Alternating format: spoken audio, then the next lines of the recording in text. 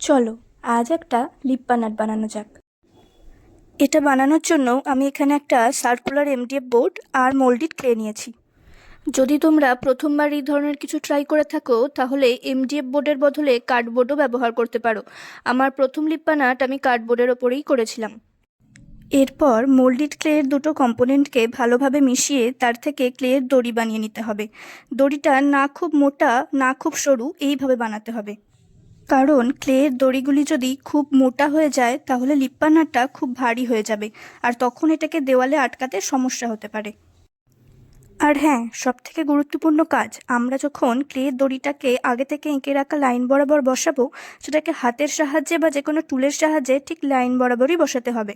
খেয়াল রাখতে হবে যাতে করে দড়িটা যত সম্ভব আঁকা বাঁকা না হয়ে যায়। এরপর যখন আমরা কোনো পাতা জাতীয় ডিজাইন করব, তখন যদি ক্লেটাকে সমান্তরালভাবে না কেটে কোনাকুনিভাবে কাটা হয় তবে ডিজাইনটা আরও বেশি নিখুঁত ও সুন্দর লাগে। এই ব্যাপারটা তোমরা ভিডিওটা দেখলেই বুঝতে পারবে।